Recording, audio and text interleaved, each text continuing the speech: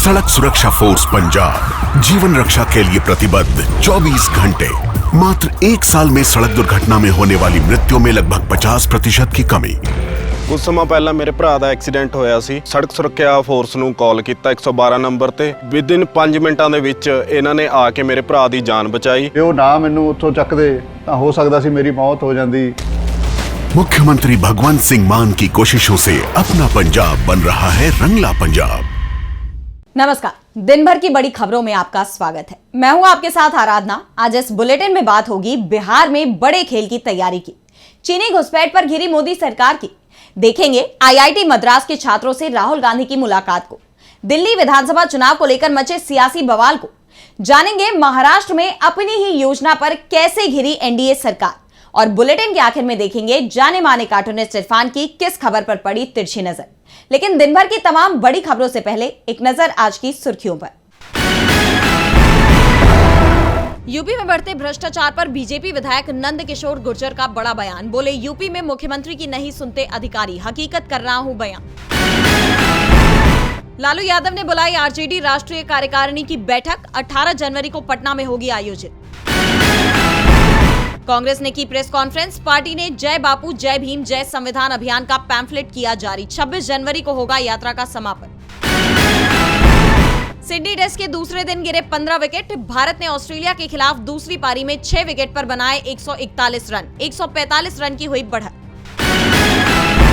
ये तो थी सुर्खियां। अब बात आज की सबसे बड़ी खबर की। तो बिहार की सियासत में इस वक्त एक सवाल सबसे ज्यादा चर्चाओं में है कि नीतीश कुमार कब पलटी मारने वाले हैं।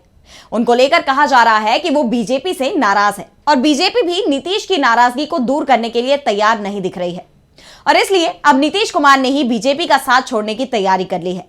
इस बीच इंडिया गठबंधन की तरफ से जो तैयारियां हो रही हैं, उससे साफ है कि बिहार में जल्दी ही नई सरकार बन सकती है। बिहार की सियासत से बड़ी खबर सामने आ रही है। नीतीश कुमार की प्रगति यात्रा का दूसरा चरण गोपालगंज से शुरू हुआ, लेकिन जो बैनर पोस्टर सड़कों पर दिखाई दिए उसमें सिर्फ नीतीश कुमार और जेडीयू के मंत्रियों की तस्वीरें दिखाई दी। पीएम मोदी की तस्वीर भी बैनर पोस्टर से हटा दी गई।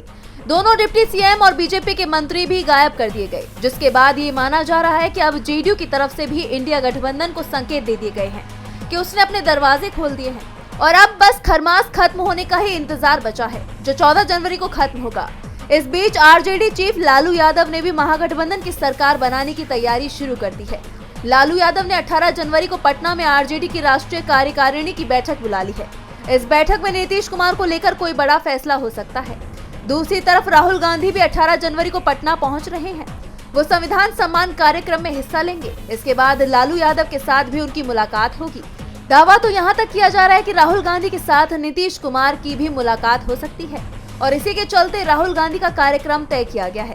पहले राहुल गांधी फरवरी के पहले सप्ताह बिहार में संविधान सम्मान सम्मेलन करने वाले थे, लेकिन बिहार के बदलते राजनीतिक हालात के बाद अब वो 18 जनवरी को ही पटना आ रहे हैं। महागठबंधन और नीतीश के बीच बढ़ती करीबी के चलते बीजेपी की चिंता जरूर बढ़ गई है। बिहार में एनडीए के लिए मुश्किलें बढ़ती दिख रही हैं, तो मोदी सरकार भी घिरती जा रही है। चीन के मुद्दे पर विपक्ष पहले से ही सवाल उठा रहा है, और अब विदेश मंत्रालय ने लद्दाख के इलाके में चीन के कब्जे की बात को स्वीकार कर लिया है। विदेश मंत्रालय के इस बयान से केंद्र सरकार के दावे पर सवालिया निशान खड़े हो रहे हैं। तो वहीं अब इस दावे पर कांग्रेस मोदी सरकार पर हमलावर हो गई है। तो क्या है पूरा मामला, जानने के लिए देखिए ये रिपोर्ट। केंद्र की मोदी सरकार भले ही चीन की तरफ से किसी भी तरह के घुसपैठ से इनकार करती रही हो, लेकिन हाल ही में विदेश मंत्रालय के एक बयान ने सरकार के इस दावे की पोल खोलकर रख दी है, जिसे लेकर कांग्रेस ने मोदी सरकार पर सीधा हमला बोला है। दरअसल चीन ने बीते महीने होतान प्रांत में 2 नई काउंटी हेयान और हेकांग बनाने का ऐलान किया।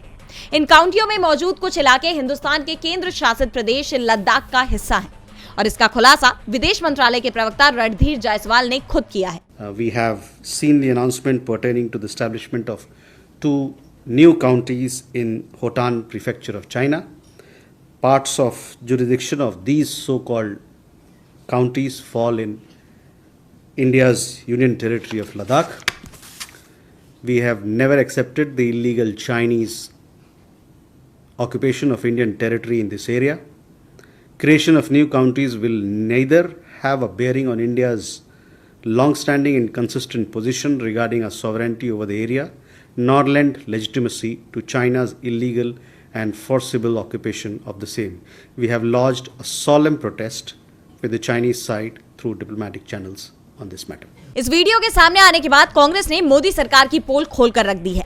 इस वीडियो को शेयर करते हुए कांग्रेस सांसद रणदीप सुरजेवाला ने लिखा कि हाल ही में विदेश मंत्रालय की तरफ से हिंदुस्तानी इलाके में चीन के घुसपैठ के मुद्दे पर पीएम मोदी कहते हैं कि ना हमारे क्षेत्र में कोई घुसा है, ना हमारी कोई पोस्ट किसी के कब्जे में है। तो दूसरी तरफ विदेश मंत्रालय साफ साफ कह रहा है कि चीन ने लद्दाख इलाके को अपने राज्य में शामिल कर लिया है। जागो मोदी जी जागो, चीन को अपना 56 इंच का सीना दिखाओ। यानी देखा जाए तो हिंदुस्तान के इलाकों पर चीन के कब्जे को लेकर विपक्ष तो पहले से ही सरकार पर हमलावर था और अब खुद विदेश मंत्रालय ने भी इसी बात को कहकर सरकार को मुश्किल में डाल दिया है।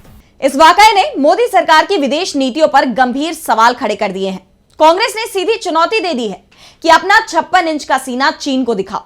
वहीं राहुल गांधी भी सरकार की मुश्किलें बढ़ाते दिखाई दे रहे हैं। कांग्रेस सांसद ने आईआईटी मद्रास के छात्रों से मुलाकात की। इसकी एक झलक अपने सोशल मीडिया पर शेयर करते हुए राहुल गांधी ने मोदी सरकार को अहम संदेश दिया है। उन्होंने शिक्षा को समाज के हर व्यक्ति का अधिकार बताया है। तो क्या है पूरी खबर, जानने के लिए देखिए ये रिपोर्ट। नेता प्रतिपक्ष और कांग्रेस सांसद राहुल गांधी ने हाल ही में आईआईटी मद्रास के छात्रों से मुलाकात की। इस दौरान राहुल ने छात्रों से शिक्षा सहित तमाम मुद्दों पर चर्चा की। राहुल ने सोशल मीडिया पर इसका वीडियो भी शेयर किया है। शिक्षा को समाज के हर व्यक्ति का अधिकार बताते हुए राहुल ने कहा कि सरकार को प्राइवेटाइजेशन के बजाय शिक्षा पर ज्यादा खर्च करने की जरूरत है। उन्होंने आगे कहा कि हमें शिक्षा और सरकारी संस्थानों को मजबूत बनाना है और इसलिए सरकार को इस पर ज्यादा पैसा खर्च करना चाहिए ताकि शिक्षा को बढ़ावा मिले और इसके स्तर को और बेहतर बनाया जा सके। इसी को लेकर राहुल गांधी ने एक्स पर लिखा, मेरा मानना है कि अपने लोगों को क्वालिटी एजुकेशन की गारंटी देना किसी भी सरकार की सबसे अहम जिम्मेदारियों में से एक है। इसे प्राइवेटाइजेशन और वित्तीय प्रोत्साहन के जरिए हासिल नहीं किया जा सकता है। हमें शिक्षा और सरकारी संस्थानों को मजबूत करने पर बहुत अधिक पैसा खर्च करने की जरूरत है। राहुल ने कहा कि हाल ही में मुझे आईआईटी मद्रास के कुछ प्रतिभाशाली युवाओं से बात करने का मौका मिला। साथ में हमने ये जानने की कोशिश की कि सफलता का असली मतलब क्या है। हमने भारत के भविष्य को आकार देने में रिसर्च और शिक्षा की अहम भूमिका और एक ऐसे प्रोडक्शन सिस्टम को बढ़ावा देने की जरूरत पर चर्चा की जो निष्पक्षता, नवाचार और सभी के लिए मौके को अहमियत देता हो। राहुल गांधी लगातार आम लोगों से मिल रहे हैं, उनके मुद्दे उठा रहे हैं। छात्रों से उनकी इस मुलाकात को लेकर सियासी गलियारों में चर्चाएं तेज हैं। तो सियासत दिल्ली की भी गरमाई हुई है। दिल्ली में विधानसभा चुनाव की तैयारियां जोर शोर से चल रही हैं। आम आदमी पार्टी और कांग्रेस के बाद अब बीजेपी ने भी उम्मीदवारों की अपनी पहली सूची जारी कर दी है। वहीं केजरीवाल ने भी एक और बड़ा ऐलान किया है। तो क्या है पूरी खबर, जानने के लिए देखिए ये रिपोर्ट। दिल्ली में चुनाव को लेकर पूर्व सीएम अरविंद केजरीवाल ने बड़ा ऐलान किया है। उन्होंने कहा है कि दिल्ली में पानी के गलत बिल माफ किए जाएंगे। दरअसल अरविंद केजरीवाल ने एक बार फिर प्रेस कॉन्फ्रेंस की।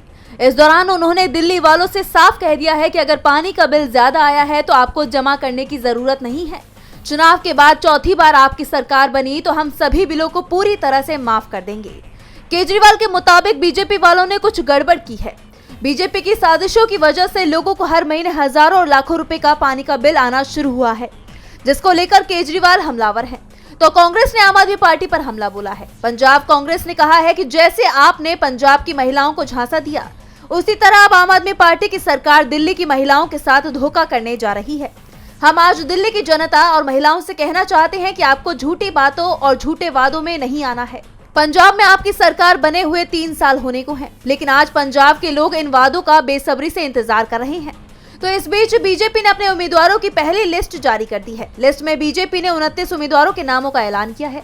केजरीवाल के खिलाफ पूर्व लोकसभा सांसद प्रवेश वर्मा को टिकट दिया गया है, जबकि कालकाजी में दिल्ली की सीएम आतिशी के खिलाफ बीजेपी नेता रमेश विधूड़ी चुनाव लड़ेंगे। आम आदमी पार्टी छोड़कर बीजेपी में शामिल होने वाले कैलाश गहलोत को भी पार्टी ने बिजवासन सीट से टिकट दिया है। वहीं जंगपुरा से सरदार तरविंदर सिंह को मैदान में उतारा गया है। ऐसे में तीनों ही दल आम आदमी पार्टी, कांग्रेस और बीजेपी के बीच कड़ा मुकाबला देखने को मिलेगा और ये चुनाव अब तक का सबसे टफ चुनाव साबित हो सकता है। दिल्ली में सभी दल अपनी योजनाओं से जनता को लुभाने की तैयारी कर रहे हैं। महाराष्ट्र चुनाव की तरह दिल्ली में भी महिलाओं को साधने की कोशिश की जा रही है। महाराष्ट्र विधानसभा चुनाव में एनडीए की जीत का श्रेय लाडकी बहन योजना को दिया गया। एनडीए की तरफ से इस योजना को भुनाने की खूब कोशिश की गई, जबकि विपक्ष ने इस योजना को चुनावी जुमला बताया था और कहा था कि चुनाव के बाद इस योजना को बंद कर दिया जाएगा। और अब विपक्ष का यह दावा सच होता दिखाई दे रहा है। ऐसे में एनडीए सरकार घिर गई है। तो क्या है पूरा मामला, देखिए इस रिपोर्ट में। महाराष्ट्र में एनडीए को मिली बम्पर जीत की वजह लाडकी बहन योजना को माना जा रहा है। ये योजना एनडीए के लिए गेम चेंजर साबित हुई है, लेकिन अब बीजेपी इस योजना को लेकर पलटी मारती दिखाई दे रही है। अब जो खबर सामने आ रही है उसके तहत महिलाओं से इस योजना के तहत दिए गए पैसे वापस लिए जा रहे हैं। दरअसल एक मामला सामने आया है कि सरकार ने उस खाते से पैसा निकाल लिया जो प्यारी बहन का लाभार्थी था, जिसके बाद से इसको लेकर चर्चा शुरू हो गई है। धुले जिले में एक महिला के खाते से सरकार ने 7,500 रुपए निकाल लिए हैं। चुनाव जीतने के बाद राज्य की एनडीए सरकार ने लाड़की बहन योजना के लिए मापदंड सख्त कर दिए हैं। कई महिलाओं को अयोग्य घोषित करते हुए इस योजना के लाभ से वंचित कर दिया गया है, जिसके बाद से ये चर्चा हो रही है कि सरकार इतनी सख्ती इसलिए बरत रही है ताकि एनडीए सरकार को लाभार्थियों को पैसा न देना पड़े। विपक्ष तो चुनावों के दौरान भी इस योजना को जुमला बता रहा था और अब ये सच साबित होता दिखाई दे रहा है। इस कदम के बाद एनडीए सरकार सवालों के घेरे में आ गई है। लाड़की बहन योजना को लेकर एनडीए सरकार की मंशा पर सवाल उठ रहे हैं, तो सवाल वर्शिप एक्ट की संवैधानिक वैधता पर भी उठ रहे हैं। बीते कुछ वक्त से देश में एक के बाद एक लगातार सांप्रदायिक विवाद सामने आ रहे हैं। कई जगह दो समुदायों के बीच टकराव और हिंसा भी देखने मिली। ऐसे में प्लेसेस ऑफ वर्शिप एक्ट एक बार फिर सुर्खियों में है। अब अलग अलग राजनीतिक दल इस पर सुप्रीम कोर्ट का रुख भी कर रहे हैं।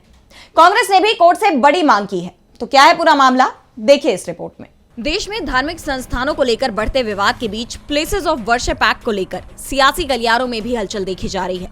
एक तरफ इस एक्ट को खत्म करने की मांग उठ रही है, सुप्रीम कोर्ट में इसकी संवैधानिक वैधता को चुनौती दी गई है, तो अब इस विवाद में कांग्रेस की भी एंट्री हो गई है। पार्टी ने सुप्रीम कोर्ट में पूजा स्थान अधिनियम 1991 का पालन कराने की मांग की है। दरअसल प्लेसेस ऑफ वर्शिप एक्ट को लेकर सुप्रीम कोर्ट कई याचिकाओं पर सुनवाई कर रहा है और जब तक कोर्ट कोई फैसला नहीं सुनाता है तब तक किसी भी धार्मिक संस्थान के सर्वे पर रोक लगा दी गई है। इसके साथ ही कोर्ट ने मामले में केंद्र सरकार का रुख जानने के लिए नोटिस भी जारी किया है और अब खबर आ रही है कि कांग्रेस इस पर हस्तक्षेप याचिका दाखिल करने की तैयारी में है। पार्टी का आरोप है कि बीजेपी सरकार इस कानून का साफ तौर पर उल्लंघन कर रही है। कांग्रेस की तरफ से पार्टी सांसद और वकील अभिषेक मनु सिंघवी सुप्रीम कोर्ट में अपनी बात रखेंगे।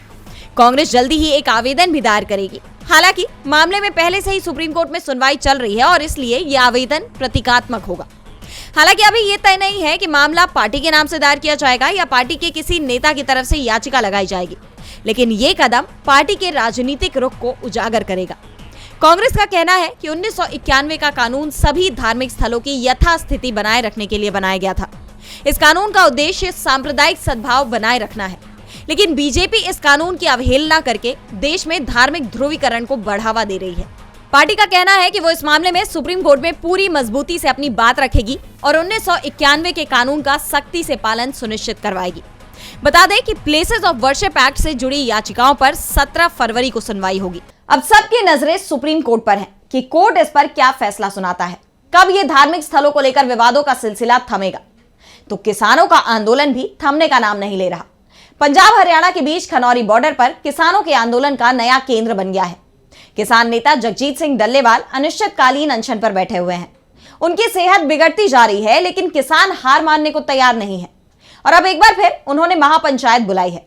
तो क्या कुछ हुआ इस महापंचायत में, क्या है किसानों की आगे की रणनीति, जानने के लिए देखिए ये रिपोर्ट। हरियाणा पंजाब के खनौरी बॉर्डर पर किसान नेता जगजीत सिंह डल्लेवाल पिछले 40 दिनों से अनशन पर बैठे हैं। हर बीतते दिन के साथ उनकी सेहत और खराब होती चली जा रही है। ऐसे में अब किसानों की महापंचायत बुलाई गई। पंजाब और हरियाणा से बड़ी संख्या में किसान इस बैठक में शामिल हुए। डल्लेवाल को स्ट्रेचर से मंच पर लाया गया, जहां उन्होंने किसानों को संबोधित किया। इस दौरान डल्लेवाल ने कहा कि सरकारी आंकड़े बताते हैं कि अब तक करीब 4 लाख किसान अपनी जान ले चुके हैं, लेकिन असल आंकड़ों में अब तक 7 लाख से ज्यादा किसान दम तोड़ चुके हैं। हम किसानों के नेता हैं, लेकिन किसी ने इन किसानों की जान जाने से रोकने के लिए कुछ नहीं किया। हाल ही में सुप्रीम कोर्ट ने कहा कि डल्लेवाल की जान बहुत अहम है। उस दिन मैंने भी कहा था कि डल्लेवाल की जान तो अहम है, लेकिन उन 7 लाख किसानों के बच्चों का क्या जो अब हमारे बीच नहीं है। उन्होंने किसानों से अपील की कि बड़ी संख्या में आगे आएं, जिससे आंदोलन को बल मिल सके। उन्होंने आगे कहा कि इससे सरकार को पता चल जाएगा कि यह आंदोलन सिर्फ पंजाब का नहीं बल्कि पूरे देश का है।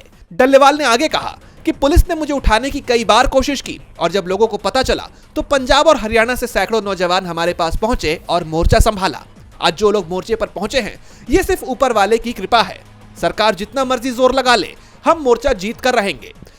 वहीं किसान नेता सरवण सिंह पंधेर ने कहा कि यह महापंचायत केंद्र सरकार को हिलाने वाली है। मोदी सरकार घमंड में है, उनमें सत्ता का नशा चरम पर है। उन्हें समझना चाहिए कि लोगों से बढ़कर कोई सरकार नहीं है। साफ है कि किसान पीछे नहीं हटने वाले और आने वाले वक्त में ये आंदोलन और तेज हो सकता है। ऐसे में मोदी सरकार की मुश्किलें बढ़ती हुई दिख रही हैं। अब देखना होगा कि सरकार इस पर क्या रुख अपनाती है। और बुलेटिन के आखिर में देखेंगे जाने माने कार्टूनिस्ट इरफान की किस खबर पर पड़ी तिरछी नजर।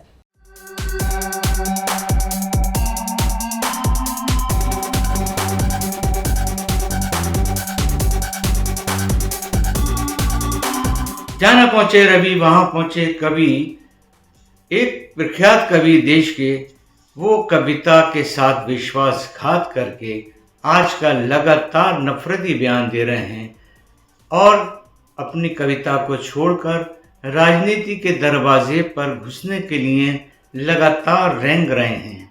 इस तरह के बयान वो दे रहे हैं जो कि उस पार्टी में घुसने के लिए सबसे बड़ी अनिवार्यता जैसे होते हैं।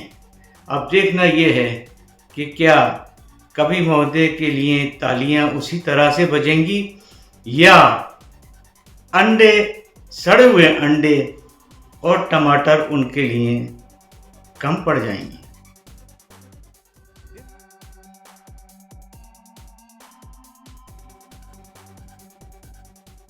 बहुत बहुत शुक्रिया इरफान जी। तो आज इस बुलेटिन में इतना ही। आप देखते रहिए डीबी लाइव। नमस्कार।